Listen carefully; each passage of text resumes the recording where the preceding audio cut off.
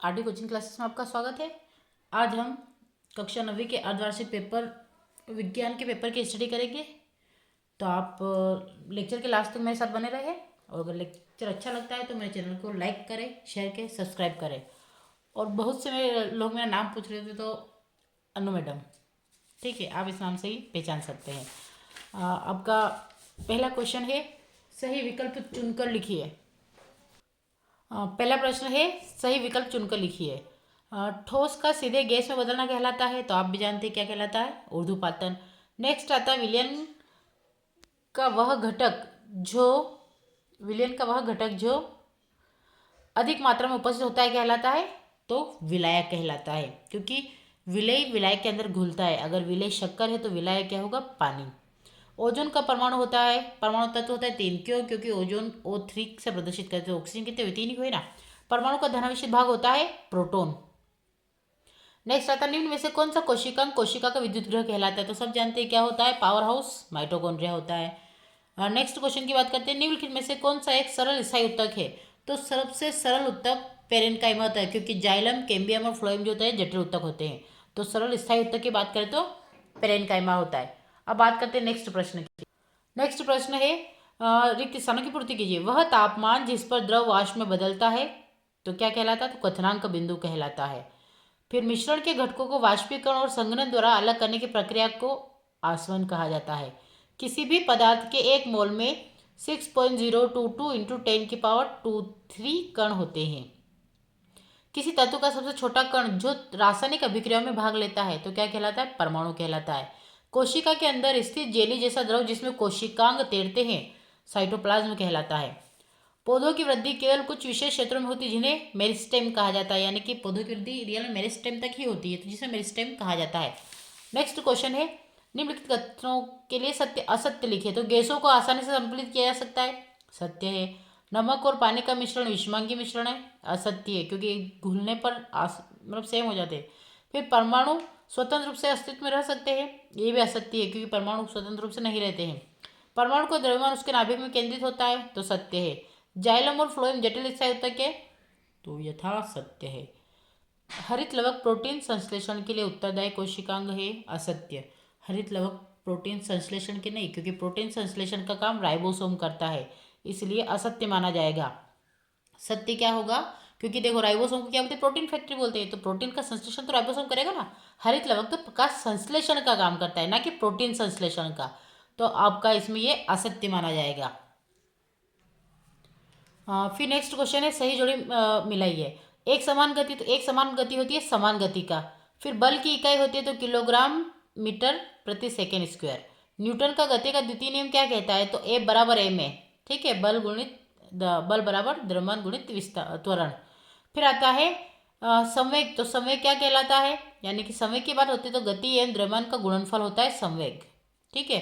फिर कार्य बराबर 0, तो 90 डिग्री पर बल एवं विस्थापन, यानी कि 90 डिग्री पर एक कुली अगर अपने सिर पर बोझा रख के चल रहा है तो क्या वो कार्य कर रहा है, तो वो उसकी दृष्टि में कार्य नहीं माना जाएगा, ठीक है। तो कार्य बराबर 0। धनात्मक कार्य, तो बल एवं विस्थापन एक ही दिशा में होता है। आप कोई सामान लेते हैं उसको खसकाते, अगर बल और विस्थापन दोनों एक ही दिशा में है, अगर वो कुछ हल्का सा भी आगे खसकता है तो उसका विस्थापन हुआ है, तो धनात्मक कार्य होता है। नेक्स्ट क्वेश्चन है, एक शब्द वाक्य में उत्तर लिखिए। उस प्रक्रिया का नाम लिखिए जिसमें द्रव क्वथनांक से नीचे वाष्प में बदलता है, तो वाष्पीकरण कहलाता है। दो अमिश्रणीय द्रवों को अलग करने की विधि का नाम पृथक्करण। न्यूट्रॉन का आवेश और द्रव्यमान क्या होता है, तो शून्य होता है, क्योंकि न्यूट्रॉन न्यूट्रल होता है, न्यूट्रल मतलब कि शून्य। प्रोटॉन का आवेश और द्रव्यमान क्या होता है, ये न्यूट्रॉन का आवेश पूछा है ना, तो उस पर शून्य होता है, और द्रव्यमान क्या होता है बता दें। फिर प्रोटॉन का आवेश और द्रव्यमान क्या होता है, तो धनात्मक होता है, इसका द्रव्यमान होता है 1 mu। प्रकाश संश्लेषण के लिए उत्तरदायी पौधा है ना, उत्तक का नाम लिखे तो पर्ण उत्तक होता है। और पौधों में स्थायी उत्तकों के 2 प्रकार कौन से, तो जाइलम तथा फ्लोएम।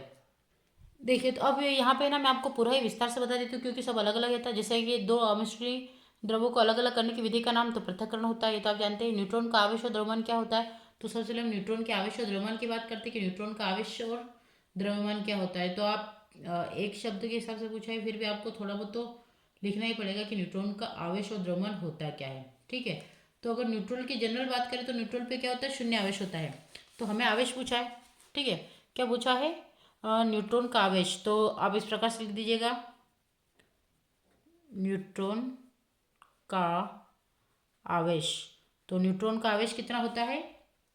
0 होता है ना। और फिर पूछा आपका द्रव्यमान, ठीक है, न्यूट्रॉन का द्रव्यमान, तो क्या लिखेंगे? 1.675 इंटू 10⁻⁻27 kg, ये आएगा। या फिर इसको इस प्रकार से लिख सकते हैं, AMU, 1 AMU। तो या तो आप ये लिख दीजिएगा कि 1.675 इंटू 10⁻⁻27 kg या 1 AMU। ये आप न्यूट्रॉन का आवेश 0 और द्रव्यमान ये होता है। फिर नेक्स्ट क्वेश्चन है आपका चौथा वाला। क्या पूछा आपका कि प्रोटॉन का आवेश और द्रव्यमान, प्रोटॉन का आवेश और द्रव्यमान क्या होगा? तो प्रोटॉन का भी देख लेते हैं। तो प्रोटॉन का आवेश कितना होता है? तो आप लिखेंगे सबसे पहले प्रोटॉन का आवेश,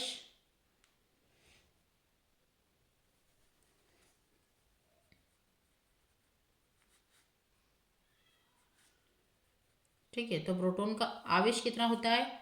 तो 1+1.6 इंटू 10⁻⁻19 कूलाम, यानी कि आप लिख सकते हैं कि धनात्मक होता है क्योंकि पॉजिटिव, ठीक है। और अगर इसके द्रव्यमान की बात करें तो आपको इतना तो लिखना ही पड़ेगा। इसके द्रव्यमान की बात करें तो ये भी होता है 1.672 इंटू 10⁻⁻27 kg, जो एक AMU के बराबर है।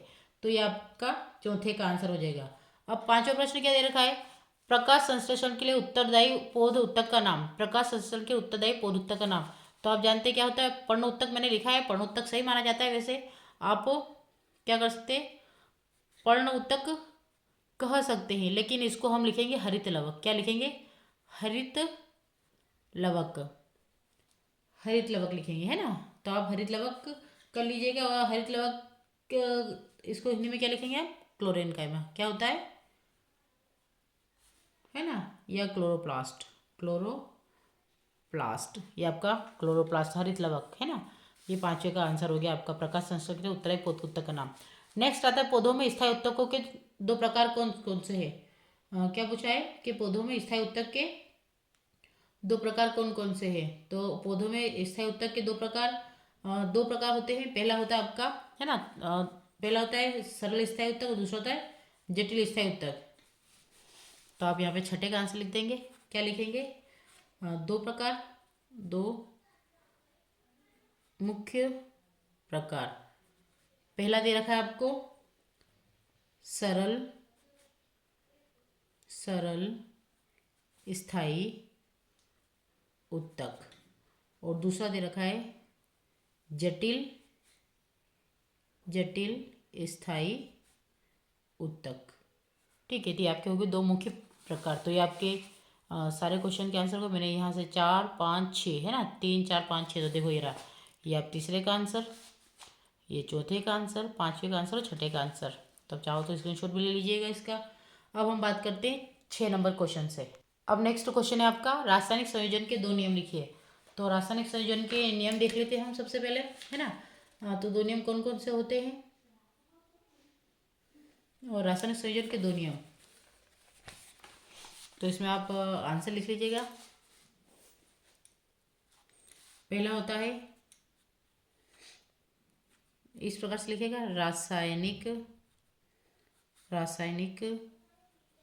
रासायनिक संयोजन के 2 मुख्य नियम निम्न है।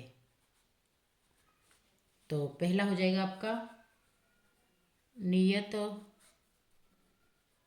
अनुपात का नियम, जिसे हम स्थिर अनुपात का नियम भी कहते हैं। क्या कहते हैं? स्थिर अनुपात का नियम। और दूसरा आ जाएगा आपका, है ना, ये हो जाएगा। और दूसरा आ जाएगा, है ना,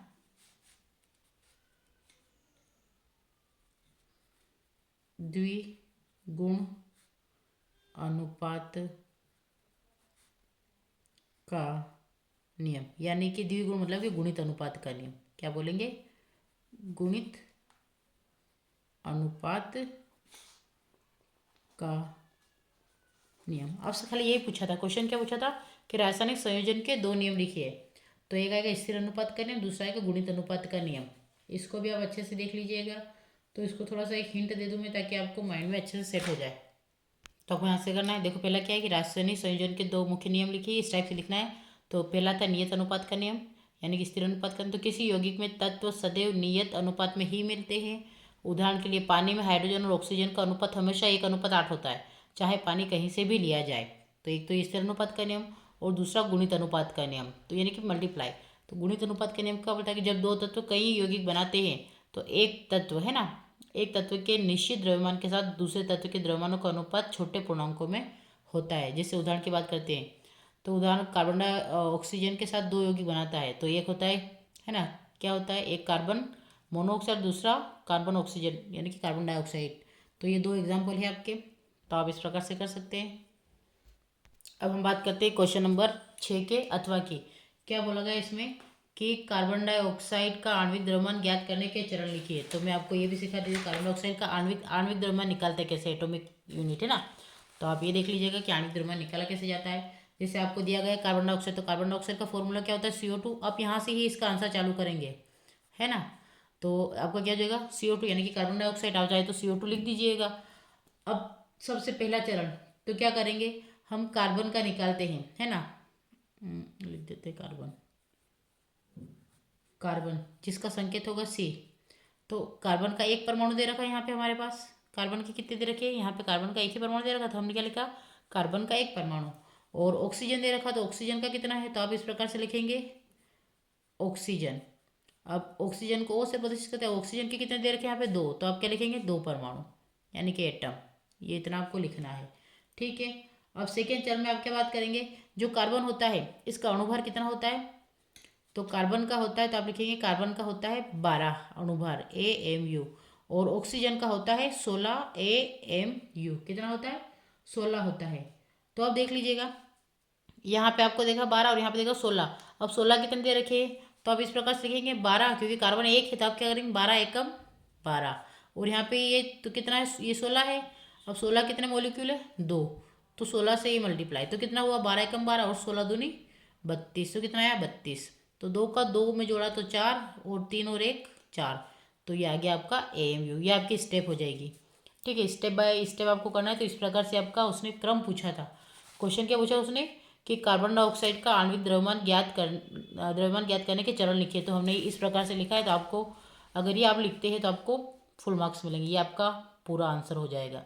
नेक्स्ट प्रश्न की बात करते हैं, बोर के परमाणु मॉडल के मुख्य सिद्धांत लिखिए। तो जो बोर के परमाणु मॉडल के मुख्य सिद्धांत की बात करते हैं,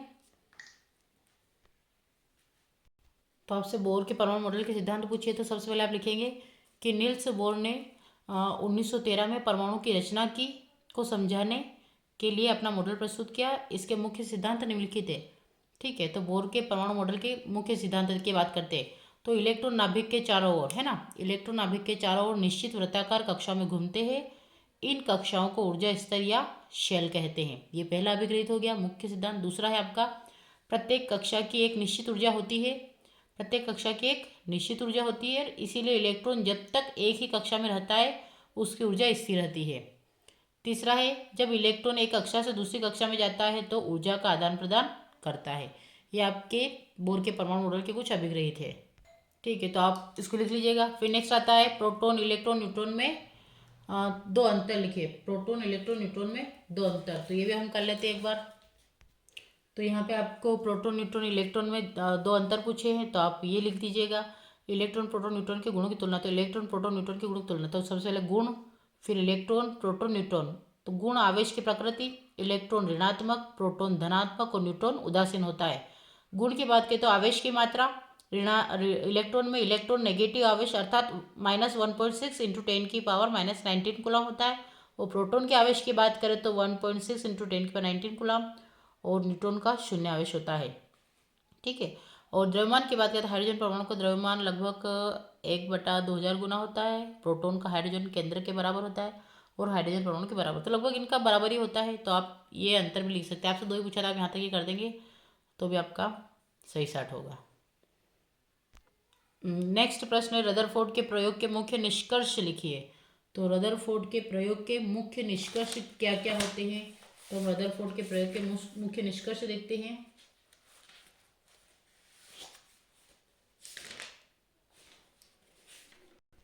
तो आपका क्या है इसमें, रदरफोर्ड के अल्फा कण प्रकीर्णन प्रयोग के निष्कर्ष। तो परमाणु के भीतर का अधिकतर भाग खाली है क्योंकि अधिकतर अल्फा कण बिना विक्षेपित हुए बाहर निकल जाते हैं। तो आपको पहला तो ये लिखना है। उसने कितने पूछा है कि रदरफोर्ड के प्रयोग के मुख्य निष्कर्ष, है ना, रदरफोर्ड के प्रयोग के मुख्य निष्कर्ष लिखिए। तो परमाणु के भीतर का अधिकतर भाग खाली है क्योंकि अधिकतर अल्फा कण बिना विक्षेपित हुए बाहर निकल जाते हैं। सेकेंड की बात करते हैं। अब हम नेक्स्ट निष्कर्ष की बात करते हैं। तो नेक्स्ट क्या है कि बहुत कम कण अपने मार्ग से विक्षेपित होते हैं, जिससे यह ज्ञात होता है कि परमाणु में धनावेशित भाग बहुत कम है।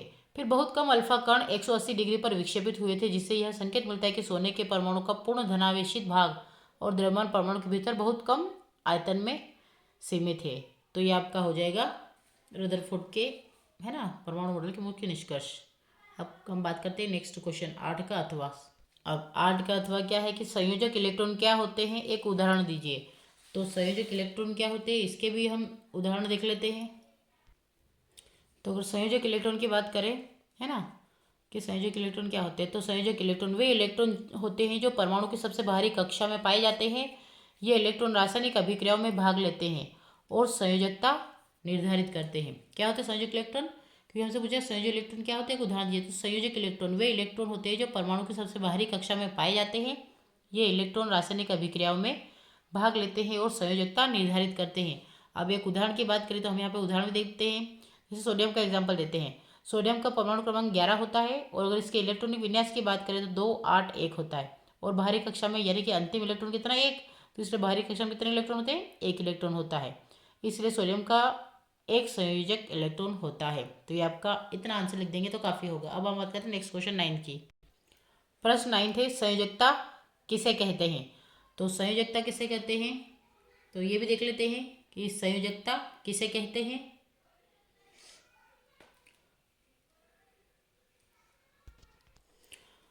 हाँ, तो संयोजकता किसे कहते हैं ये देख लीजिए आप। किसी परमाणु की रासायनिक संयोजन करने की क्षमता को कहते हैं। किसे कहते हैं, संयोजकता किसी परमाणु के रासायनिक संयोजन करने की क्षमता को कहते हैं। यह उस संख्या को दर्शाती है जितने इलेक्ट्रॉन कोई परमाणु खो सकता है, प्राप्त कर सकता है या साझा कर सकता है ताकि वह स्थिर हो जाए। इसके एग्जाम्पल को भी देख लेते हैं। तो एग्जाम्पल क्या है आपका इसका, क्या हाइड्रोजन एक इलेक्ट्रॉन प्राप्त या साझा करता है, तो संयोजकता क्या होगी, एक होगी।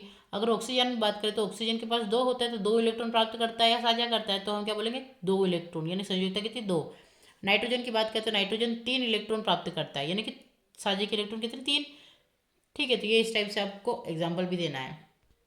अब हम बात करते हैं नेक्स्ट, लिथियम मैग्नीशियम परमाणु की संयोजकता लिखिए। तो क्या क्वेश्चन है, 9 का अथवा लिथियम एवं मैग्नीशियम परमाणु की संयोजकता लिखिए।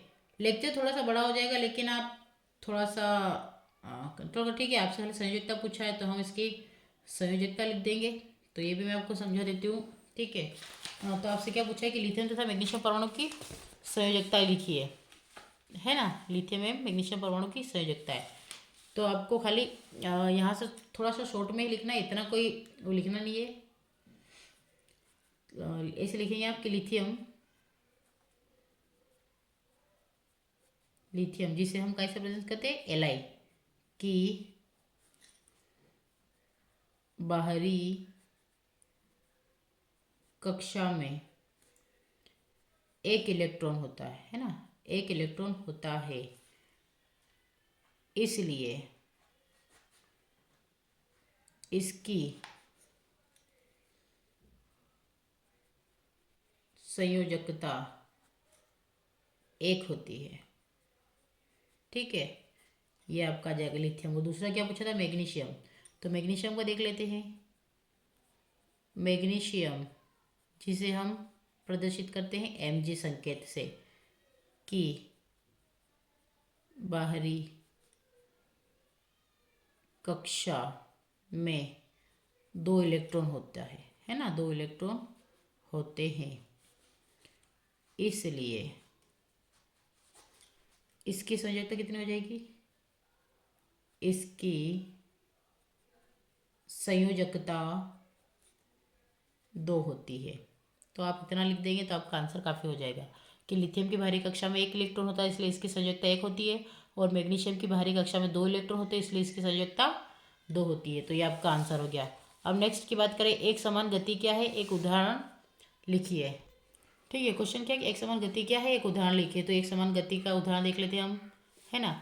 हाँ, तो आप इस प्रकार से लिखिएगा।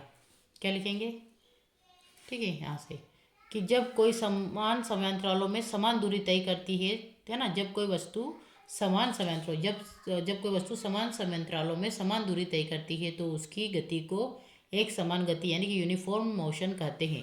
अर्थात यदि समय बराबर बराबर बढ़ने पर दूरी भी बराबर बराबर बढ़े तो गति एक समान होती है। ये ठीक है, क्या कहिए, यदि समय बराबर बराबर बढ़ने पर दूरी भी बराबर बराबर बढ़े तो क्या होगा, गति समान होती है।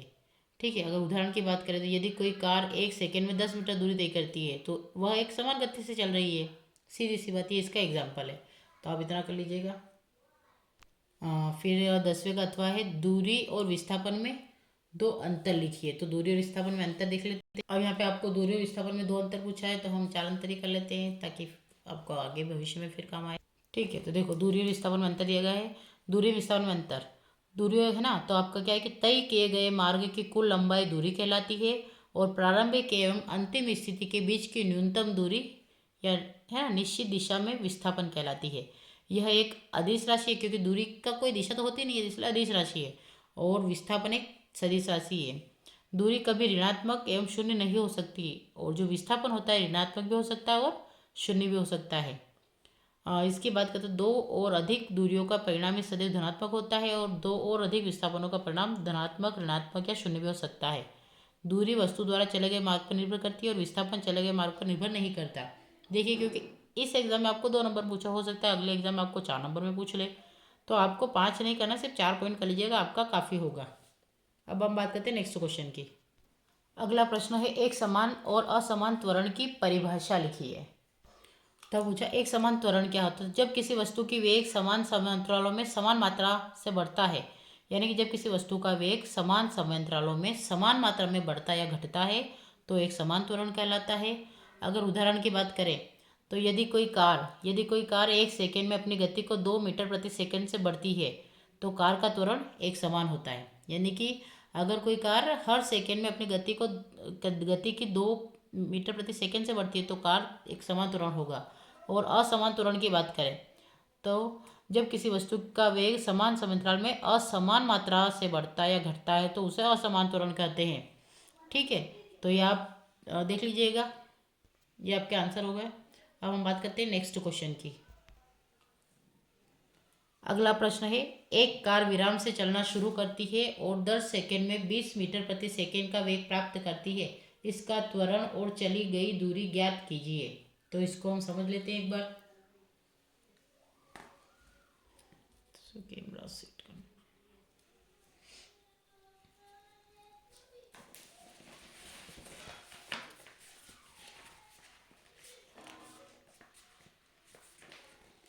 ठीक है। क्या क्वेश्चन है कि एक कार विराम से चलना शुरू करती है और 10 सेकेंड में 20 मीटर प्रति सेकेंड का वेग प्राप्त करती है। इसका त्वरण और चली गई दूरी ज्ञात कीजिए। तो हम सोल्व कर लेते हैं, है ना, इसको भी देख लेते हैं। कार विराम से चलना शुरू करती है, ठीक है, ओके। तो आप खाली सवाल भी ध्यान दीजिएगा और मैं जो लिखूँ आपको बस ये सोल्व करना है। तो अब सबसे पहले हमें क्या करना है, तो हमें दिया क्या गया है, तो प्रश्नानुसार लिखेंगे। क्या लिखेंगे, प्रश्नानुसार दिया गया है, या प्रश्नानुसार ही कर लीजिए, प्रश्नानुसार। ठीक है, क्या है, सबसे पहले प्रारंभिक वेग की बात करते हैं। तो प्रारंभिक वेग कितना होता है, u बराबर 0 मीटर प्रति सेकेंड। दूसरा होता है अंतिम वेग। तो अंतिम वेग कितना होता है, v बराबर 20 मीटर प्रति सेकेंड। और समय कितना दिया गया आपको, टाइम कितना दिया गया है, 10 सेकेंड। देखिए हमने ये लिख लिया कि हमें 20 मीटर प्रति सेकेंड का वेग प्रारंभिक वेग दिया गया, अंतिम वेग ज्ञात करना, और ये 10 सेकेंड दिया गया समय। तो हमने ये सब नोट कर लिया है। अब हम सबसे पहले त्वरण ज्ञात करते हैं। तो आप त्वरण ज्ञात करने के लिए त्वरण का फॉर्मूला लगाएंगे। तो स्टेप फर्स्ट लिख दीजिएगा, स्टेप फर्स्ट या चरण। तो त्वरण ज्ञात करना, है ना। अब त्वरण ज्ञात करने के लिए त्वरण का फॉर्मूला तो त्वरण का फॉर्मूला क्या होता है ना, वेग में परिवर्तन की दर त्वरण। तो हम यहाँ पे इसको लिखेंगे अंतिम वेग और प्रारंभिक वेग अपन में टी। ठीक है, तो हम वैल्यू रख देते हैं और इसको कैसे ए से प्रदर्शित करते हैं। आपका कितना है 20 और ये कितना है 10 अपोन में 10। देखो ये अंतिम वेग कितना है 20 और प्रारंभिक वेग कितना है 0 और अपोन बट्टे में यानी कि आपका कितना दे रखा है टी कितना है 10। तो हमने करा, अब यहाँ पे कितना बचा 20 अपोन में 10। तो 10 से 2 बार कितना बचा 2 मीटर सेकेंड का स्क्वायर। तो आपका त्वरण यानी कि आपका त्वरण कितना आ गया 2 मीटर प्रति सेकेंड स्क्वायर आ गया। अब हम सेकेंड स्टेप की बात करते हैं। तो स्टेप 2 अब क्या आएगा, हमें ज्ञात करना है अब दूरी। ठीक है, तो दूरी के लिए हम वो फॉर्मूला क्या लगाएंगे, है ना, क्योंकि दूरी ज्ञात करनी इसकी, तो हम इसके नियम से लगाएंगे विस्थापन वाली, क्योंकि हमें विस्थापन ही स्पेशली। तो ठीक है, तो एस तो क्या है U T plus 1/2 AT square, क्योंकि उसने क्या पूछा है चलिए दूरी ज्ञात कीजिए। तो अब इसके लिए हम अब मान रख देते हैं। तो आपका एस में तो यू कितना है 0, टी कितना है 10 प्लस ये कितना है 1/2, ए कितना है अभी हमारा 2 और टी वापस कितना दे रखा 10 और ये 80 स्क्वायर है। तो हम क्या लगेंगे इसका 80 स्क्वायर। क्लियर है। अब यहाँ पे देखिए, तो आपका एस इससे ये मल्टीप्लाई किया तो आपका क्या हो गया 0, यहाँ पे ये इससे ये गया तो क्या बचा 1 मल्टीप्लाई 100। तो अगर आप इसका इसमें मल्टीप्लाई करेंगे तो क्या बचेगा 100, है ना। तो ये आपका आंसर आ जाएगा। अब यहाँ पे आपको एस कितना आया, विस्थापन कितना है आपका 100 मीटर, कितना आया 100 मीटर। तो आपका आंसर क्या हो जाएगा, आपसे ये पूछा था। तो आप यहाँ पे एक स्पेशल एक लाइन लिख दीजिएगा कि कार का त्वरण 2 मीटर प्रति सेकेंड स्क्वायर है और वह 10 सेकेंड में 100 मीटर दूरी तय करती है। ये आपका आंसर हो जाएगा। तो यहाँ से आपको प्रारंभ करना है। तो ये पहली स्टेप आपकी त्वरण निकालना है और दूसरे स्टेप में आपको विस्थापन निकालना है और ये आपको एक बार लाइन लिख देना है। तो आपका आंसर फिक्स हो जाएगा। अब हम बात करते हैं नेक्स्ट क्वेश्चन की। अब अगला प्रश्न क्या दे रखा आपको, है ना, ये तो हमारा हो गया। अब हमारा क्वेश्चन क्या है, न्यूटन 12वां क्वेश्चन है, न्यूटन के गति के प्रथम नियम को लिखिए और एक उदाहरण लिखिए। तो हम अब 12वां वाला क्वेश्चन कर लेते हैं, न्यूटन की गति का प्रथम नियम। तो न्यूटन की गति के प्रथम नियम की बात करते हैं तो इसे जड़त्व का नियम भी कहते हैं। अगर एक स्पेशल लाइन बनती है, क्या बनती है, इसे जड़त्व का नियम भी कहा जाता है। अब हम इसके कुछ कथन देख लेते हैं। ठीक है, तो कि जब जब कोई वस्तु जब तक बाहरी बल उस पर कार्य नहीं करता तब तक वह विराम अवस्था में वस्तु रहती है ना। यानी जब तक किसी वस्तु पर कोई बाहरी बल कार्य ना करे तब तक वो क्या करती है, विराम की अवस्था में रहती है। इसे ही क्या बोलते हैं, न्यूटन का गति संबंधित प्रथम नियम कहा जाता है, यानी कि जिसे जड़त्व का नियम कहा जाता है। तो आप खाली ये देख लीजिएगा कि जब तक किसी वस्तु पर बाहरी दबाव न डाला जाए तब तक वो विराम की अवस्था में रहती है, और इसे क्या बोलेंगे, न्यूटन की गति का प्रथम नियम कहते हैं। अब प्रथम नियम को जानने के लिए अब मैं आपको कुछ एग्जाम्पल देती हूँ। जैसे जब चलती हुई बस अचानक रुकती है तो यात्रियों का शरीर आगे की ओर झुक जाता है। जैसे आप अगर बस में बैठे हैं, गाड़ी चल रही है, अचानक से रुकती है तो आप क्या करेंगे, एकदम से झुक जाएंगे ना।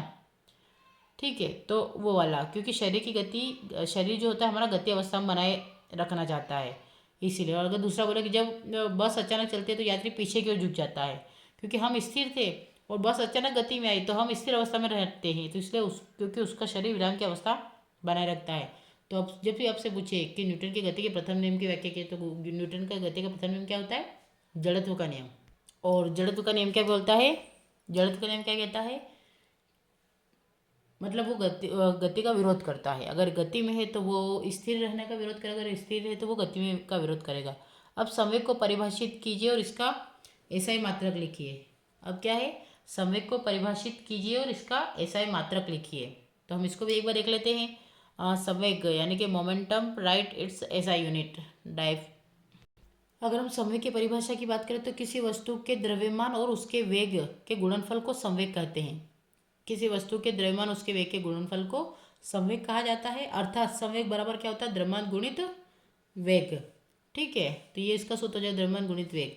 तो संवेग किसी गतिशील वस्तु की गति की मात्रा को दर्शाता है। क्या दर्शाता है? संवेग किसी गतिशील वस्तु की गति की मात्रा को। तो आप इतना लिख लेंगे तो आपका आंसर परफेक्ट हो जाएगा। ये किसी वस्तु, यहाँ से लेकर ये सूत्र लिख लेंगे। अब इसका ऐसा ही मात्रक भी लिख लीजिए आप। इसका ऐसा मात्रा क्या है कि संवेग वह भौतिक राशि है जो वस्तु के द्रव्यमान और वेग पर निर्भर करती है। और इसका ऐसा मात्रा क्या है? किलोग्राम मीटर प्रति सेकेंड। ये संवेग का मात्रक हो जाएगा। अब हम बात करते हैं नेक्स्ट क्वेश्चन, न्यूटन के गति के तृतीय नियम को एक उदाहरण से लिखिए। क्या क्वेश्चन है? न्यूटन के गति के तृतीय नियम को एक उदाहरण द्वारा समझाइए। अब देखो, न्यूटन का तृतीय नियम क्या है? प्रत्येक क्रिया के बराबर तथा विपरीत दिशा में एक प्रतिक्रिया होती है। इसे न्यूटन के गति का तृतीय नियम कहते हैं। अगर अर्थ की बात करें तो जब कोई वस्तु दूसरी वस्तु पर बल लगाती है तो दूसरी वस्तु भी बराबर परिमाण का बल विपरीत दिशा में पहली वस्तु पर लगाती है। तो ये क्या होगा? न्यूटन के गति विषयक तृतीय नियम। जब कोई वस्तु दूसरी वस्तु पर बल लगाती है तो दूसरी वस्तु भी बराबर परिमाण का बल विपरीत दिशा में पहली वस्तु पर लगाती है।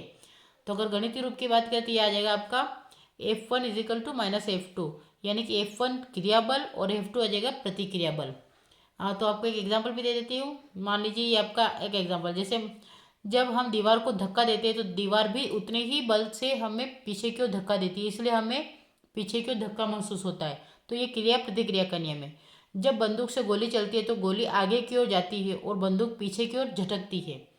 तो ये आपका क्रिया प्रतिक्रिया का नियम है। तो आप, आई होप आपको अच्छे समझ में आ गया होगा।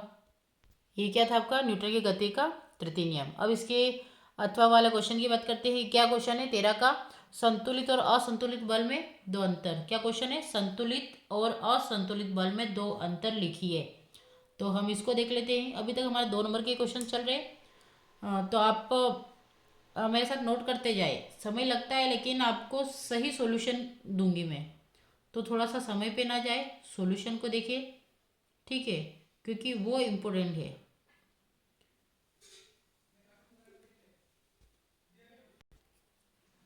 देखो यहाँ पे आपको दिया गया संतुलित बल और असंतुलित बल में अंतर। तो आप लिख लीजिएगा। पहला पॉइंट क्या है? जब किसी वस्तु पर लगने वाले सभी बलों का परिणामी बल शून्य होता है तो वह संतुलित बल कहलाता है। और असंतुलित की बात करें तो जब किसी वस्तु पर लगने वाला बलों का परिणामी बल शून्य नहीं होता तो वह असंतुलित बल कहलाता है।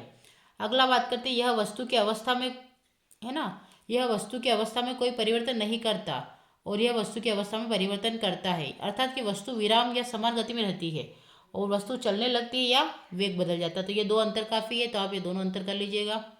ये हो जाएगा संतुलित बल और असंतुलित बल में डिफरेंस। अब नेक्स्ट बात करते हैं हम अगले क्वेश्चन की। नेक्स्ट प्रश्न क्या दे रखा है?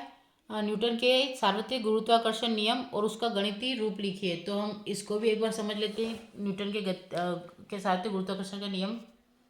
तो ये आपका न्यूटन के सार्वत्रिक गुरुत्वाकर्षण का नियम और इसका गणितीय रूप। तो न्यूटन का सार्वत्रिक गुरुत्वाकर्षण का नियम, न्यूटन ने 2 पिंडों के मध्य लगने वाले आकर्षण बल की गणना के लिए एक नियम का प्रतिपादन किया, जिसे न्यूटन ने 2 पिंडों के मध्य लगने वाले आकर्षण बल की गणना के लिए नियम का प्रतिपादन किया, जिसे क्या कहते हैं? न्यूटन का सार्वत्रिक गुरुत्वाकर्षण का नियम कहते हैं। नाम से जाना जाता है ना। इसके अनुसार ब्रह्मांड में प्रत्येक पिंड अन्य पिंड को एक निश्चित बल से आकर्षित करता है। यह बल पिंडों के द्रव्यमानों के गुणनफल के अनुक्रमानुपाती तथा उन दोनों पिंडों के मध्य की दूरी के व्युत्क्रमानुपाती होता है। जैसे आपको चित्र दे रखा, देखो यहाँ पे M1 और M2 द्रव्यमान के 2 वस्तुएं हैं, एक दूसरे d डिस्टेंस पर स्थित है। मान लीजिए कि 2 पिंड A एवं B जिनके द्रव्यमान M1 एवं M2 है, यहाँ से बात करते हैं, तथा जिनके केंद्रों के बीच की दूरी क्या है? यहाँ पे यहाँ से यहाँ तक d है। और यदि इनके बीच लगने वाला गुरुत्वाकर्षण बल F हो तो नियमानुसार F proportional M1 M2, equation number first, F proportional 1/d2। तो दोनों को जोड़ते समीकरण 1 और 2 से, तो F is equal to M1 M2/d। तो F बराबर G M1 M2/d। तो यहाँ G एक समानुपाती स्थिरांक है जिसे सार्वत्रिक गुरुत्वाकर्षण नियतांक कहते हैं। तो ये हो जाएगा आपका न्यूटन के गुरुत्वाकर्षण का सार्वत्रिक नियतांक। ठीक है। अब हम बात करते हैं नेक्स्ट क्वेश्चन की। अब हम बात करते हैं मुक्त पतन क्या है 14 के अथवा की। ये भी 2 नंबर के हिसाब से आएगा, तो आप थोड़ा सा अपने हिसाब से देख लीजिएगा, है ना। मुक्त पतन क्या है? तो आप देख लीजिए, जब कोई वस्तु केवल गुरुत्वाकर्षण बल के प्रभाव से नीचे गिरती है और उस पर कोई अन्य बल जैसे वायु प्रतिरोध आदि कार्य नहीं करता तो उस वस्तु की गति को मुक्त पतन कहते हैं, फ्री फॉल। जब कोई वस्तु केवल गुरुत्वाकर्षण बल के प्रभाव से नीचे गिरती है और उस पर कोई अन्य बल जैसे वायु प्रतिरोध आदि कार्य नहीं करता तो उस वस्तु की गति को मुक्त पतन कहते हैं। और मुक्त पतन में यानी कि जैसे आपने बॉल पकड़ी और आपने जैसे छोड़ी तो नीचे गिरेगी, तो ये सब गुरुत्वाकर्षण के कारण होता है। तो गुरुत्वाकर्षण जो बल होता है, तो मुक्त पतन में वस्तु की गति का कारण केवल पृथ्वी का गुरुत्वाकर्षण बल ही होता है। तो बस उसे ही बोला गया है मुक्त पतन। नेक्स्ट क्वेश्चन है द्रव्यमान और भार में दो अंतर लिखिए। तो द्रव्यमान और भार में अंतर की बात करते हैं। द्रव्यमान और भार में दो अंतर लिखिए। अब हम बात करते हैं द्रव्यमान और भार में अंतर। तो किसी वस्तु पर पदार्थ की मात्रा को द्रव्यमान कहते हैं, और भार की बात करें किसी वस्तु पर गुरुत्वाकर्षण बल द्वारा लगने वाला बल उसका भार कहलाता है। दूसरा है द्रव्यमान, यह सदैव स्थिर रहता है, स्थान बदलने पर नहीं बदलता। और भार की बात करें यह स्थान के अनुसार बदलता है क्योंकि यह गुरुत्वाकर्षण पर निर्भर करता है। तीसरा देख लेते हैं कि एसआई मात्रक, इसका एसआई मात्रक किलोग्राम और इसका एसआई मात्रक न्यूटन होता है। और यह वस्तु का मौलिक गुण है और यह व्युत्पन्न राशि है। आई होप आपको समझ में आ गया होगा। तो आप ये 4 पॉइंट इसमें कर लीजिएगा। 2 नंबर के हिसाब से पूछा तो 2 लिखिएगा, 4 के हिसाब से पूछा तो 4 लिखिएगा। अब इतने तो समझदार है आप, ठीक है। तो द्रव्यमान किसी वस्तु में पदार्थ की मात्रा को द्रव्यमान कहते हैं, और किसी वस्तु पर गुरुत्वाकर्षण बल द्वारा लगने वाला बल उसका भार कहलाता है। यह सदैव स्थिर रहता है, स्थान बदलने पर नहीं बदलता, और ये बदल जाता है। इसका किलोग्राम होता है, इसका न्यूटन, और ये मौलिक गुण होता है, ये व्युत्पन्न राशि होता है। अब हम नेक्स्ट प्रश्न की बात करते हैं कि गुरुत्वीय त्वरण किन किन कारकों पर निर्भर करता है। तो एक बार हम इसे भी देख लेते हैं। ये भी 2 नंबर के हिसाब से, मतलब पेपर तो बहुत बड़ा आया आपका तो समय तो लगेगा, ठीक है। आपका क्वेश्चन क्या है, गुरुत्वीय त्वरण किन किन कारकों पर निर्भर करता है। तो हम ये भी देख लेते हैं एक बार। अब गुरुत्वीय त्वरण जी निम्नलिखित कारकों पर निर्भर करता है, ठीक है। तो पहला है पृथ्वी के द्रव्यमान पर। तो जितना अधिक पृथ्वी का द्रव्यमान होगा उतना अधिक गुरुत्वीय त्वरण होगा। क्या होगा, जितना अधिक पृथ्वी का द्रव्यमान होगा उतना अधिक गुरुत्वीय त्वरण होगा। दूसरे की बात करते हैं पृथ्वी के केंद्र से दूरी पर। तो जी प्रोपोर्शनल 1/r2, केंद्र से दूरी बढ़ने पर जी घटता है, इसीलिए ऊंचाई पर या गहराई में जाने पर जी कम हो जाता है। या तो ऊंचाई पर जाएंगे तो जी कम होगा, या फिर गहराई में जाएंगे तो जी कम हो जाएगा। तीसरा था अक्षांश पर। क्या आएगा, अक्षांश पर। तो पृथ्वी के चपटे आकार और घूर्णन के कारण जी का मान ध्रुवों पर अधिक तथा विषुवत रेखा पर कम होता है। और ये क्वेश्चन ऑब्जेक्टिव में बार बार बनता है, थोड़ा सा सामाजिक ज्ञान बनता है। साइंस में इस टाइप का क्वेश्चन आपको पहली बार देखने को मिला है। तो अक्षांश पर पृथ्वी के चपटे आकार और घूर्णन के कारण जी का मान ध्रुवों पर अधिक होता है तथा विषुवत रेखा पर कम होता है। फिर ऊंचाई की बात करते हैं। तो ऊंचाई क्या है कि ऊंचाई बढ़ने पर पृथ्वी का आकर्षण बल कम हो जाता है, इसीलिए जी भी घटता है। तो ये 4 पॉइंट आपके लिए काफ़ी होंगे।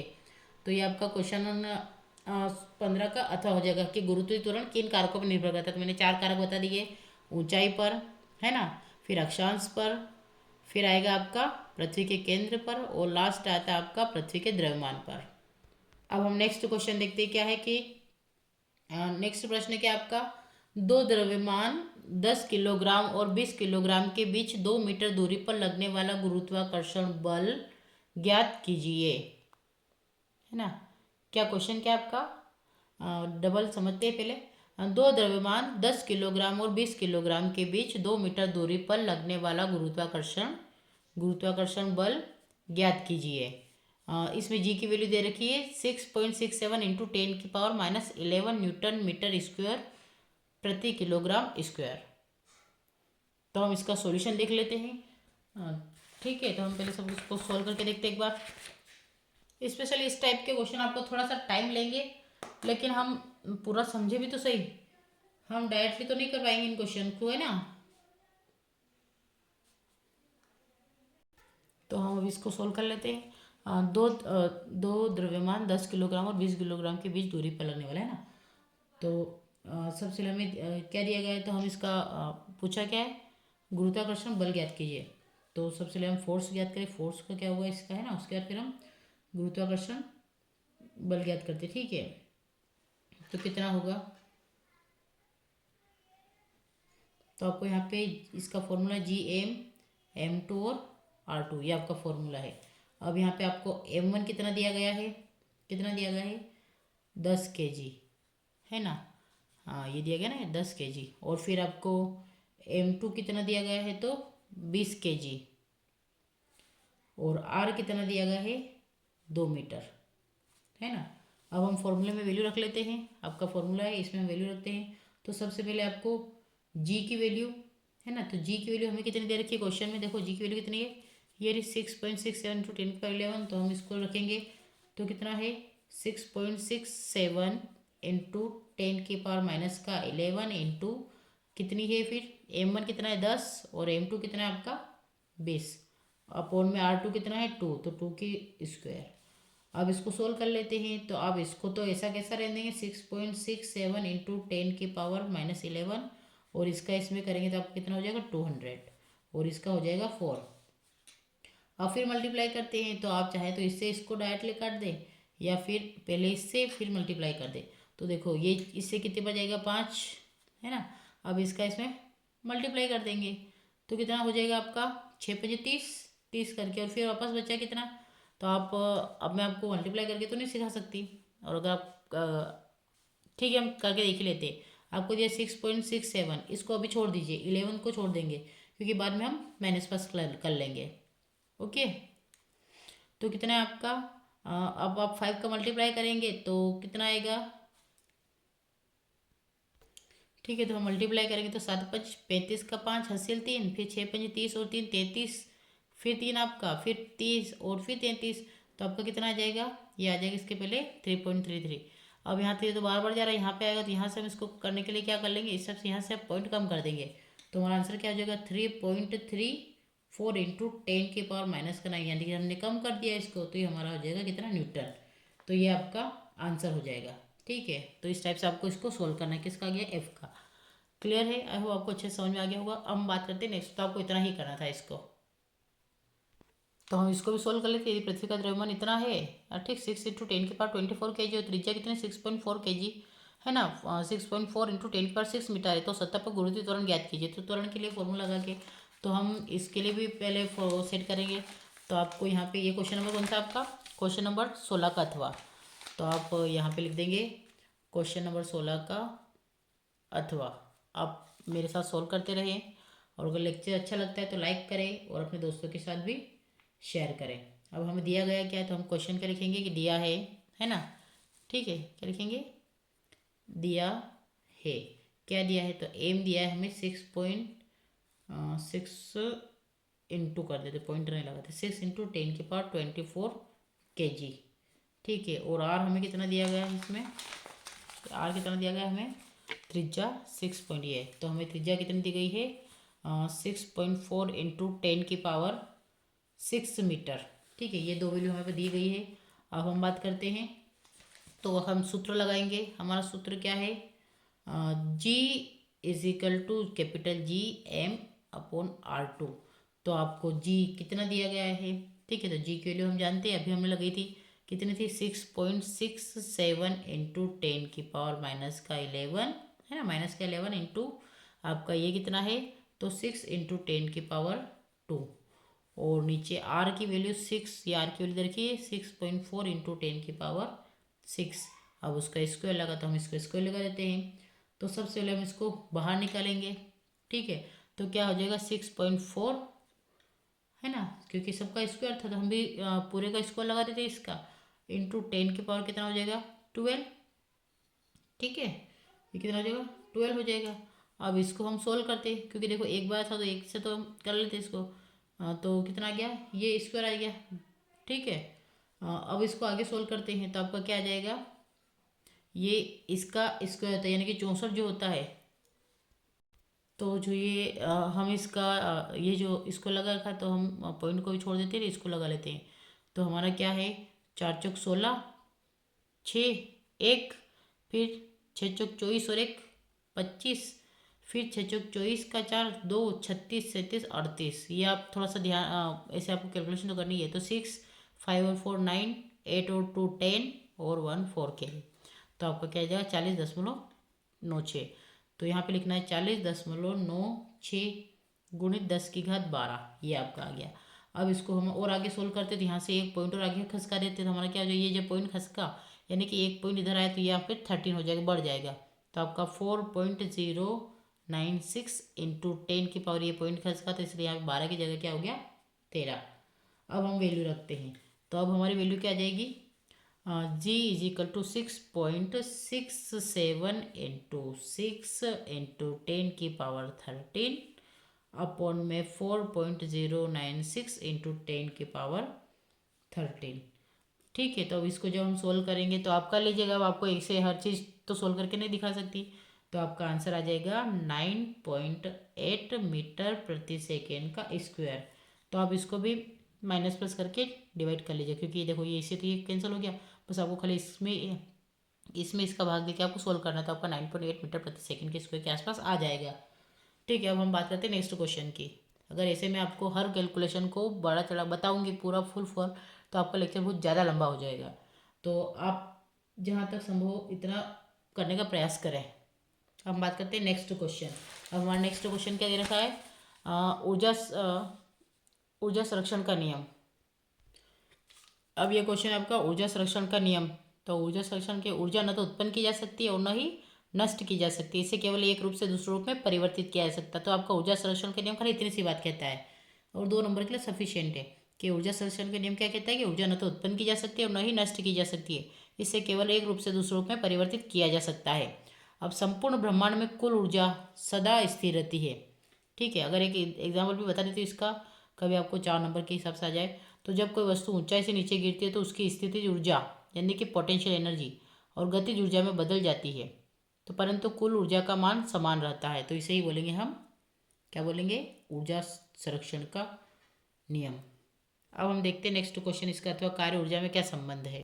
कार्य ऊर्जा में संबंध, तो कार्य और ऊर्जा का आपस में बहुत गहरा संबंध है। दरअसल जब कोई वस्तु ऊर्जा का उपयोग करती है तो वह कार्य करती है। तो आपको यहाँ से याद करना कि जब कोई वस्तु ऊर्जा का उपयोग करती है तो कार्य करती है। अगर इसके संबंध की बात करें तो सबसे पहले हम कथन और कारण दोनों देख लेते हैं। कार्य करने की क्षमता ऊर्जा, तो कि कार्य क्या होता है, तो जब कोई वस्तु कार्य करती है तो उसकी ऊर्जा कम होती है, और किसी वस्तु पर कार्य किया जाता है तो उसकी ऊर्जा बढ़ती है। क्योंकि जब कोई वस्तु कार्य करेगी तो उसकी जब कोई वस्तु कार्य करती है तो उसकी ऊर्जा कम हो जाती है, और जब उस वस्तु पर कार्य किया जाता है तो उसकी ऊर्जा बढ़ जाती है। तो इसलिए अगर गणित रूप में इसका देखें तो W यानी कि कार्य बराबर ऊर्जा, यानी कि कार्य और ऊर्जा दोनों बराबर होती है। तो W क्या होगा, किया गया कार्य यानी कि वर्क डन, और E ऊर्जा में परिवर्तन। ठीक है, तो अगर हम देख लेते हैं दोनों एक दूसरे से, जब कोई गेंद ऊपर फेंकी जाती है तो उसमें स्थितिज ऊर्जा होती है, लेकिन फेंकने पर वापस वो कार्य उसी ऊर्जा में बदल जाता है। ठीक है, तो ये गतिज ऊर्जा में बदल जाता है। क्यों बदल जाता है, क्योंकि स्थितिज ऊर्जा थी कि हमने ऊपर फेंका, और फेंकने वाले द्वारा किया गया कार्य उसी ऊर्जा में बदल जाता है। ठीक है, तो ये दोनों आ गए। तीसरा बोलेंगे कार्य ऊर्जा में संबंध। इसमें से आपको जितना लगे आप उसमें से छोटा करके लिख लेना। नेक्स्ट क्वेश्चन देखा, वाष्पीकरण की दर तापमान है ना, वाष्पीकरण की दर तापमान, सतह क्षेत्रफल और आर्द्रता पर कैसे निर्भर करती है।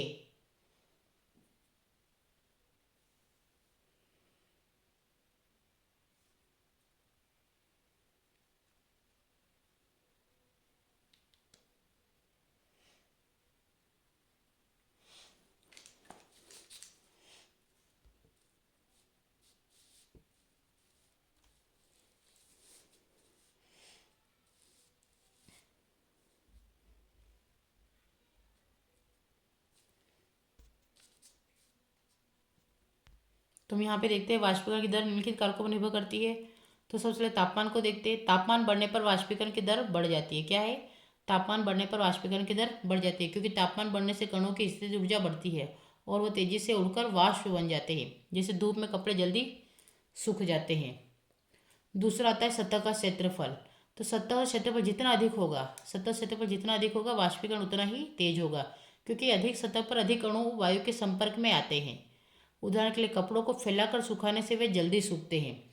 और तीसरा आता है लास्ट, आर्द्रता, यानी कि जब बारिश होती है तो आपके कपड़े आसानी से नहीं सूखते। क्यों, क्योंकि वेपराइजेशन की क्रिया होती नहीं है। तो आर्द्रता बढ़ने पर वाष्पीकरण की दर कम हो जाती है ना। आर्द्रता बढ़ने पर वाष्पीकरण की दर कम हो जाती है, क्योंकि वायु में पहले से जलवाष्प अधिक होती है, जिससे और जलवाष्प बनने की क्षमता घट जाती है। उदाहरण, बरसात के मौसम में कपड़े देर से सूखते हैं। तो ये आपको मैंने आर्द्रता, फिर सतह क्षेत्रफल और तापमान तीनों का बता दिया है। तो आप तीनों निर्भर करते हैं, ये देख लीजिएगा।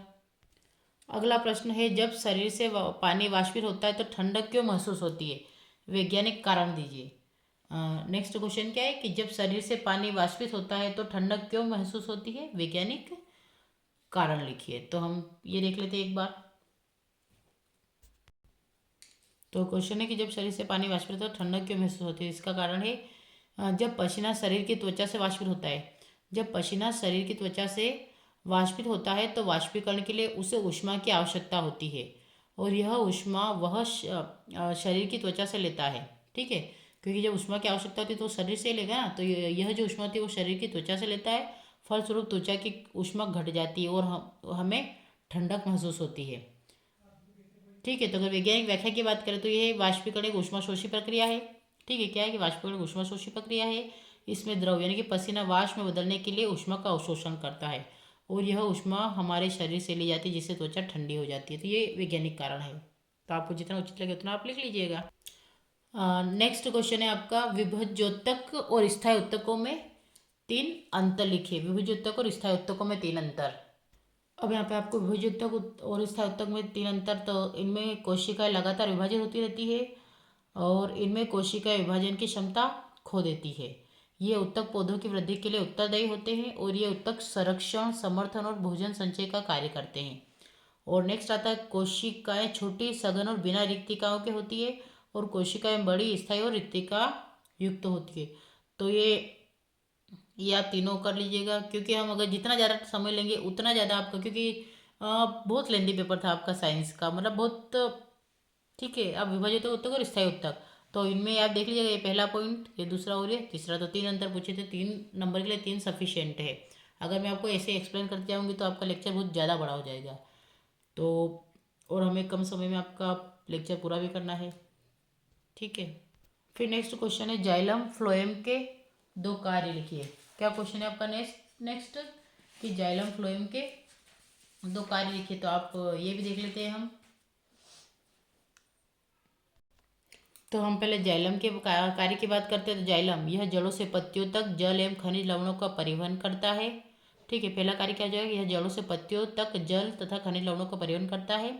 और दूसरा, यह पौधों के को यांत्रिक दृढ़ता प्रदान करता है। यह जाइलम के कार्य आ गए। अब फ्लोएम के कार्य की बात करते हैं। तो फ्लोएम यह पत्तियों से भोजन यानी कि शर्करा और ग्लूकोज को पौधे के अन्य भागों तक पहुंचाता है।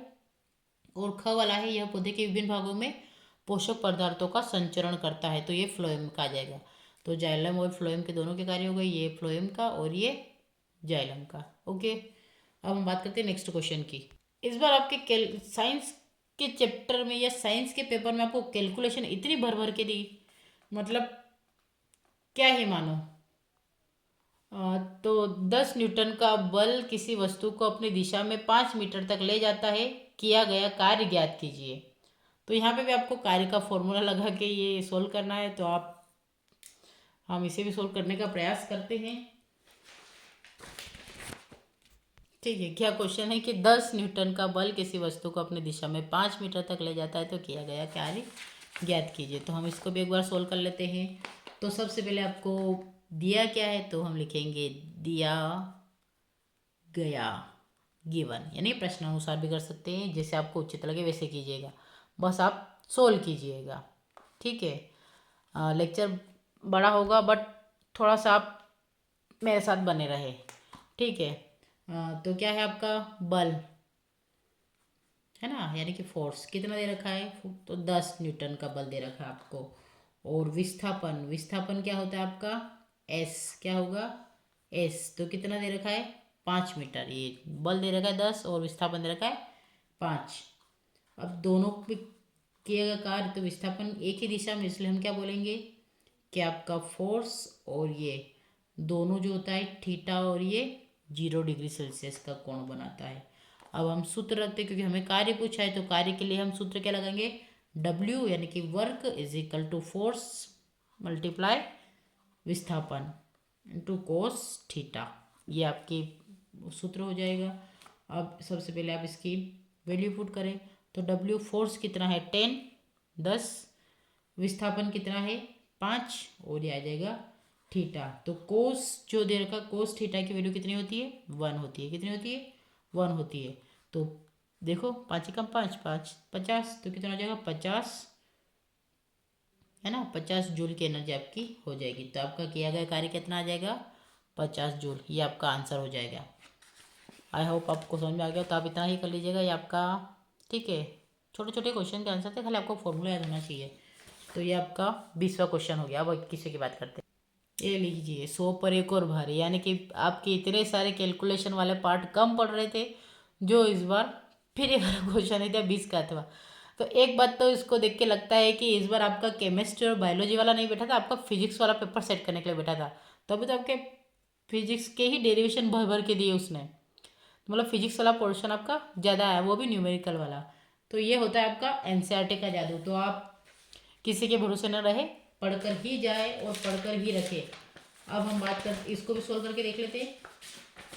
तो क्या क्वेश्चन दिया गया है, देखिए क्या क्वेश्चन दिया गया है कि 2 किलोग्राम की गेंद को 10 मीटर प्रति सेकंड से ऊर्ध्वाधर ऊपर फेंका गया, उच्चतम बिंदु पर स्थित ऊर्जा ज्ञात कीजिए। थोड़ा सा लेक्चर लंबा होगा, लेकिन आपको एक एक क्वेश्चन का आंसर मिलेगा।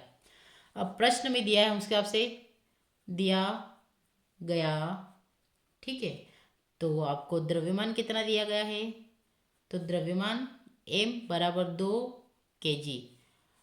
प्रारंभिक वेग की बात करते हैं, आपको प्रारंभिक वेग भी दिया गया है। तो प्रारंभिक वेग u बराबर 10 मीटर प्रति सेकेंड। और गुरुत्वीय त्वरण की बात करें तो गुरुत्वीय त्वरण आपको दिया गया है, यानी कि g 9.8। ये आपकी वैल्यू आपको याद होना चाहिए, आपके क्वेश्चन में दिया है वैसे गुरुत्वीय त्वरण g m² है ना। तो हम इसको अब सोल्व करते हैं। सबसे पहले आपको क्या करना है, अगर आपने गेंद ऊपर फेंकी है तो गेंद क्या करती है ना। तो ये आपको ये ज्ञात करना है, ठीक है। अब हम सूत्र लगाते हैं, तो सूत्र याद होना चाहिए, v इजिकल टू, यानी कि अंतिम वेग प्रारंभिक वेग माइनस 2gh। फॉर्मूले वैल्यू, इसकी वैल्यू क्या है 0, u की वैल्यू कितनी है 10, तो 10 का स्क्वायर माइनस 2, g की वैल्यू है 9.8 और h हाइट ज्ञात करनी है। तो h को हम आगे लाएंगे, यहाँ पे आपका इसका हो जाएगा मल्टीप्लाई करेंगे तो 100, ये हो जाएगा 19.6। इसका जब इसके साथ मल्टीप्लाई, क्योंकि देखो अब ये मल्टीप्लाई करके बता ही दूँ, ये कितना होगा 2, तो 8 का 8 दूनी 16, 1 9 दूनी 18 और 1 19, और 1 के पॉइंट तो यहाँ जाएगा 19.6। क्लियर है। अब हम इससे इसको डिवाइड कर, यहाँ से हम पॉइंट लगा देते हैं। तो जब 19 से ये जाएगा तो कितना बचा 5.1। अब यहाँ पे आपको भाग देके तो नहीं सकते, तो लगभग इसके आसपास आपका आएगा, ठीक है। अब हम वापस इसकी स्थितिज ऊर्जा में इसको डालते हैं, पोटेंशियल एनर्जी में, क्योंकि हमसे ये पूछा है कि स्थितिज ऊर्जा ज्ञात कीजिए। तो हम स्थितिज ऊर्जा में लगाते हैं स्थितिज ऊर्जा, तो पोटेंशियल एनर्जी यानी कि पीई इजिकल टू, तो इसका फॉर्मूला है mgh। अब यहाँ पर पोटेंशियल एनर्जी निकालने के लिए m कितना है 2, g कितना है 9.8 और h हमारे पास आया 1 ठीक है। तो आप सबका मल्टीप्लाई कर लो, तो आप मल्टीप्लाई जब करेंगे तो आपका लगभग आएगा 99.96, मतलब कितना, और 96 हो रहा है लगभग अराउंड किसके आसपास, और आपका 100 के आसपास। तो ये हो जाएगा 100 जूल, ठीक है। तो ये आपका एग्जैक्ट आंसर आएगा 100 जूल, ठीक है। इसका आप मल्टीप्लाई कर लीजिएगा। देखो ये 90 की टेबल 2 बार बोलेंगे तो 5, ये देखिए तो कितना हो जाएगा आपका, वही कितना आ रहा 96, तो 96 और इसमें आप 5.1 का मल्टीप्लाई करेंगे तो 691 और 6 पंजे 30, 3 9 पंज 45, 46 7 48 का 8, 4 5 कम 5 और 4 कितने होते 9, तो ये हो गया 6999। क्लियर है। तो आपको इस हिसाब से आपको सोल्व कर लेना, तो आपका आंसर आ जाएगा, ठीक है। अब हम बात करते हैं नेक्स्ट क्वेश्चन की। तो आपका ये आप स्क्रीनशॉट भी ले सकते हैं, और अगर आपको है तो आप सोल्व भी कर लीजिएगा। फिर नेक्स्ट क्वेश्चन है विलियन, निलंबन और कोलाइड विलियन में 4 अंतर। तो अब इसकी बात करते हैं। अब आपको ये दिया गया है निलंबन, विलियन, निलंबन और कोलाइड में अंतर। तो विलियन एक समांगी मिश्रण होता है, निलंबन एक विषमांगी मिश्रण होता है, और कोलाइड एक विषमांगी विलियन होता है। इनके कणों का आकार इतना छोटा होता है कि इनको आंखों से नहीं देखा जा सकता। इनके कणों का आकार इतना बड़ा होता है कि इन्हें आंखों से देखा जा सकता है, और इनके कणों का आकार विलियन के कणों से बड़ा तथा निलंबन के कणों से छोटा होता है। इन्हें आंखों से नहीं देखा जा सकता। इनके कण प्रकाश की किरणों को नहीं फैलाते, इनके कण प्रकाश की किरणों को फैला देते हैं तथा उसके मार्ग को दृश्य बनाते, और इसके कण प्रकाश की किरणों को फैला देते तथा उसके मार्ग को अदृश्य बनाते। तो ये दोनों सेम सेम चल रहा है, ठीक है। तो ये आपका अंतर हो गया है 3 नंबर के लिए। अब हम बात करते हैं नेक्स्ट प्रश्न की। अब आपका अगला प्रश्न क्या है, आसवन की प्रक्रिया को उदाहरण सहित समझाइए। तो ये आपका आसवन की प्रक्रिया उदाहरण सहित। तो आसवन एक ऐसी, सबसे परिभाषा देना है, हेडिंग डाल देना। आसवन एक ऐसी प्रक्रिया है जिसमें दो या अधिक द्रव मिश्रणों को उनके क्वथनांक के अंतर के आधार पर अलग किया जाता है। तो ये हो जाएगा आपका आसवन की परिभाषा। तो आइए आंसर लिख लीजिएगा। उसके प्रक्रिया मिश्रण को गर्म किया जाता है। जिस द्रव का क्वथनांक कम होता है वह पहले वाष्पित होकर ऊपर उठता है और वाष्प को ठंडा करने पर वह संघनित होकर द्रव के रूप में वापस आ जाता है। ठीक है, तो ये आपका हो जाएगा। और अगर उदाहरण की बात करें तो पानी और अल्कोहल के मिश्रण को अलग करने में आसवन का प्रयोग किया जाता है, क्योंकि अल्कोहल का क्वथनांक 78 डिग्री सेल्सियस और पानी का 100 डिग्री सेल्सियस से कम होता है, इसलिए पहले वाष्पित होकर अलग हो जाता है। तो ये आपका आंसर हो जाएगा। नेक्स्ट क्वेश्चन है, प्लाज्मा झिल्ली के फ्लूइड मोजेक मॉडल की व्याख्या कीजिए। प्लाज्मा झिल्ली के फ्लूइड मोजेक मॉडल की व्याख्या कीजिए। तो आप एक बार इसको भी देख लेते हैं। अब हम बात करते हैं प्लाज्मा झिल्ली के फ्लूइड मॉडल मोजेक मॉडल की। तो प्लाज्मा झिल्ली एक अर्धपारगम झिल्ली होती है। प्लाज्मा झिल्ली एक अर्धपारगम झिल्ली होती है जो कोशिका के भीतर और बाहर पदार्थों के आने जाने को नियंत्रित करती है। इसकी संरचना को सिंगर और निकोलसन ने 1972 में द्रव मोजेक मॉडल द्वारा समझाया था। तो इसी के बारे में पूछा है। और मुख्य विशेषता की बात करते हैं तो इसकी मुख्य विशेषता सबसे पहले फास्फोलिपिड द्विपरत होती है। तो झिल्ली दो परतों वाले फास्फोलिपिड अणुओं से बनी होती है। फिर दूसरा इसका यह झिल्ली को लचीलापन प्रदान करती है जिससे अणु उसमें गतिशील रह सकते हैं। आप साथ में नोट करते रहे ताकि ये क्या हो गया आपका भी तो ये होता रहे ना, आंसर तैयार होते जाए। फिर सेकेंड आता है प्रोटीन अणु। तो इन लिपिड परतों में प्रोटीन अणु तैरते रहते हैं जो मोजेक के समान दिखाई देते हैं। फिर कुछ प्रोटीन झिल्ली की सतह पर होते हैं जैसे पेरिफेरल प्रोटीन्स, और कुछ अंदर तक धंसे रहते हैं। फिर नेक्स्ट आता है कार्बोहाइड्रेट अणु। तो झिल्ली की बाहरी सतह पर कार्बोहाइड्रेट जुड़े होते हैं जो कोशिकाओं की पहचान में मदद करते हैं। और लास्ट आता है आपका अर्धपारगम। यह झिल्ली केवल कुछ निश्चित पदार्थों जैसे, है ना, यह झिल्ली केवल कुछ निश्चित पदार्थों जैसे जल, गैस आदि को पार होने देती है और अन्य को रोकती है। तो ये आपका आ जाएगा द्रव मोजेक मॉडल।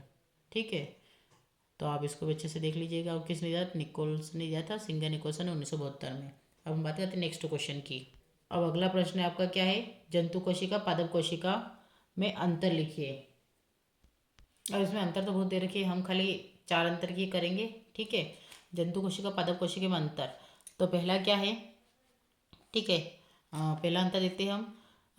पादप कोशिका जो होती है सेलुलोज की बनी कोशिका भित्ति पाई जाती है ना। इसमें सेलुलोज की बनी कोशिका भित्ति पाई जाती है और इसमें कोशिका भित्ति नहीं होती।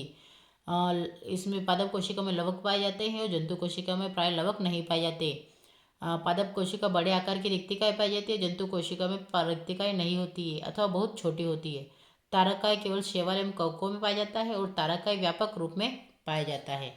तो ये आप देख लीजिएगा, ये 4 नंबर के लिए बहुत है, बाकी तो और भी हम करें तो बहुत सारे हो जाएंगे, लेकिन आप 4 के लिए आप 4 पॉइंट छोटे छोटे ही कर लीजिएगा तो बहुत हो जाएगा। ठीक है, अब हम बात करते हैं नेक्स्ट प्रश्न की। अब आपका अंतिम प्रश्न है ये 23वां क्वेश्चन, 23 4 नंबर के लिए। एक कार विराम से चलकर, क्वेश्चन क्या है, एक कार विराम से चलकर 10 सेकंड में 72 किलोमीटर प्रति घंटे का वेग प्राप्त करती है। ज्ञात कीजिए त्वरण, चली गई दूरी।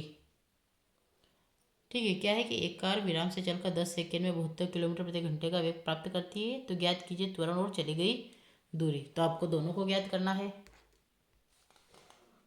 मेरे को लगता है फिजिक्स वाला आपके क्वेश्चन को बनाने के लिए ही बैठा था, तो सारे क्वेश्चन उसने आपके फिजिक्स में ही दिए, तो आप इसको भी सोल्व कर लेते हैं। तो आपको दिया गया है, अब क्या दिया गया था कि एक कार विराम से चलकर, है ना, एक कार विराम से चलकर 10 सेकेंड में दूरी तय करती है। तो हमें दिया गया, पहले सबसे पहले ये देख लेते हैं। तो क्या क्या दिया गया है, दिया गया है, तो हमें देखो प्रारंभिक वेग दिया गया है। कितना दिया गया प्रारंभिक वेग, है ना, कितना दिया गया, प्रारंभिक वेग 0 है। उसके बाद क्या बोला है इसने कि 72 किलोमीटर, तो अंतिम वेग दिया है 72 किलोमीटर और समय कितना दिया है 10 सेकेंड। तो हम लिख लेते हैं पहले कि दिया गया है ना। तो आपका ये कितना हो जाएगा, प्रारंभिक वेग 0 मीटर प्रति सेकेंड, अंतिम वेग दिया गया है 72 किलोमीटर प्रति आवर, और आपको दिया गया है समय, यानी कितना है 10 सेकेंड। तो आप यहाँ पे लिख लीजिएगा ये। अब हर चीज़ लिखने की आवश्यकता तो नहीं कि अंतिम वेग, ये हो जाएगा समय, तो आप लिखते आए हैं। तो हम स्टेप बाय स्टेप ये चेंज करते हैं। हम यहाँ से सबसे पहले क्या करेंगे, यहाँ से इसको निकालेंगे तो 72 किलोमीटर को पहले मीटर में, क्योंकि हमारे यहाँ पे मीटर लिखा है तो हमें मीटर में ही करना पड़ेगा। तो इसकी यूनिट चेंज करें तो 72 को मीटर में कन्वर्ट करने के लिए 1000/3600, तो मीटर प्रति सेकेंड आपका आंसर आ जाएगा। तो 1000, क्योंकि एक में 1000 में होता है ना, तो अब यहाँ से आप सॉल्व करेंगे तो ये हो जाएगा आपका 2 से 2 जीरो गई 10, या मतलब हम इस प्रकार से कर लेते हैं, 2 से इसको 5 बार कर देते हैं और 2 से इसको ये एक बार और ये 8 बार 18। अब 18 की टेबल 18 18 छत्तीस 18 54 18 चौक 72 4 बार, तो 4 का 5 में क्या, तो कितना आ गया 20 मीटर प्रति सेकेंड। ठीक है, अब हमें क्या ज्ञात करना है, उसने क्या बोला है, सबसे पहले हमें खाली वेग प्राप्त कर लिया। अब हम पूछा त्वरण ज्ञात कीजिए, तो हम त्वरण का फॉर्मूला लगाएंगे। त्वरण का क्या होता है, वेग में परिवर्तन दर त्वरण। तो पहले त्वरण का सूत्र लगाएंगे, ए इज इक्वल टू अंतिम वेग प्रारंभिक वेग अपॉन टी। तो अंतिम वेग आपको 20 दिया गया है, प्रारंभिक वेग 0 10, तो यह आ गया आपका 20/10 आपके हिसाब से, तो कितने बार, 2 बार, तो 2 मीटर प्रति सेकेंड स्क्वायर आपका ये आ जाएगा। अब दूरी के लिए भी फॉर्मूला हम ये उसी प्रकार से याद करेंगे। ठीक है, ये आपको समझ में आ गया ना। तो अब हम दूरी के लिए भी फॉर्मूला याद करेंगे। तो दूरी का फॉर्मूला क्या है, S/UT प्लस 1/2 AT। तो आपका 0 प्लस 1/2 गुणित क्या आ जाएगा, 2 गुणित 10। ठीक है, सोल्व करेंगे तो एक है ना, ये यहाँ से आया तो एक ही बचा, और इसका स्क्वायर। ठीक है, तो कितना आ जाएगा आपका 100 मीटर, क्योंकि तो आएगा तो 100 ही मीटर आएगा, दोनों को कन्वर्ट करेंगे तो आपका आंसर क्या आ जाएगा, ए आपका होगा 2 मीटर प्रति सेकेंड स्क्वायर, और एस हो जाएगा आपका 100 मीटर। ये आपका एग्जैक्ट आंसर आ जाएगा। तो आप इस टाइप से पूरा कर लीजिएगा। यहाँ से आपको आरम्भ करके ये वाला पूरा चेंज करके, और यहाँ से आपको लास्ट में दोनों आंसर आ देना है। ठीक है, तो फिर लिख लीजिएगा कि कार का त्वरण 2 मीटर प्रति सेकेंड और 10 सेकेंड में चले गई दूरी ये हो जाएगी। ठीक है, तो ये आपका। अब हम नेक्स्ट क्वेश्चन करते हैं। अंतिम क्वेश्चन है 23वें का, अथवा एक कार 15 मीटर प्रति सेकेंड की गति से चल रही है। क्या क्वेश्चन है, एक कार 15 मीटर प्रति सेकेंड की गति से चल रही है, यदि इसका त्वरण 2 मीटर प्रति सेकेंड स्क्वायर है और समय 10 सेकेंड है, तो अंतिम वेग और चली गई दूरी ज्ञात कीजिए। ठीक है, तो हम इसको भी सोल्व कर लेते हैं। तो ये आप पूरा क्वेश्चन समझ लीजिएगा। आप बस क्वेश्चन और दोनों साथ में रखना संभव नहीं है, तो मैं आपको देख के खाली आप इसको नोट करते जाए, है ना। तो आपको यहाँ पे भी दिया गया है, क्या दिया गया है, प्रारंभिक वेग। ठीक है, प्रारंभिक वेग यानी कि u कितना दिया गया है, तो 15 मीटर प्रति सेकेंड, और त्वरण कितना दिया गया है ना, त्वरण को a से तो 2 मीटर प्रति सेकेंड स्क्वायर, और समय की बात करते हैं तो समय कितना था t, और कितना दे रखा है 10 सेकेंड। ये आप देख लीजिएगा। ठीक है, ये आ गया आपका। तो क्या है, ये 2 मीटर 15 और 10 सेकेंड, तो हमने ये लिख लिया है तीनों को। अब हम स्टेप बाय स्टेप करते हैं। तो सबसे पहले हमें अंतिम वेग निकालना है। तो अंतिम वेग कितना होगा, इसका सूत्र लगाते तो v is equal to u plus 80। तो आपको v निकालना है, तो u कितना दे रखा, 15 प्लस 2 गुणित 10। तो आप इसका सूत्र लगाए, 15 प्लस 20 हो जाएगा, और दोनों को जोड़ा तो कितना हो रहा, 35 मीटर प्रति सेकेंड। अब हम ज्ञात करना है दूरी। क्या ज्ञात करना है, दूरी। तो हम क्या लिखेंगे, चली गई दूरी है ना। तो दूरी के लिए फॉर्मूला के S/UT प्लस 1/2 स्क्वायर। तो S के लिए हमें U दे रखा 15, समय दे रखा है 10 प्लस 1/2, A कितना दे रखा है 2 गुणित 10 की घात 2। तो हमें यहाँ से देखो 150 प्लस यहाँ से 1 गुणित 100। तो जब यहाँ पे कितना होगा, है ना, तो हम मल्टीप्लाई करें सबसे पहले। तो इसका इसमें क्या, तो कितना आया, तो 150 प्लस 100 कितना होता है, 250 मीटर। ठीक है, तो आपका आंसर क्या आ जाएगा, है ना, क्या आएगा। तो आप यहाँ पे एक लाइन लिख लीजिएगा। क्या लिखेंगे कि 10 सेकेंड बाद कार का वेग 35 मीटर प्रति सेकेंड होगा और वह 250 मीटर दूरी तय करेगी। ठीक है, तो ये आपका इस प्रकार से ये होगा। तो ये आपका अंतिम प्रश्न था। हमने 1 से लेकर लास्ट तक सारे क्वेश्चंस 1 बाय 1 देखे हैं।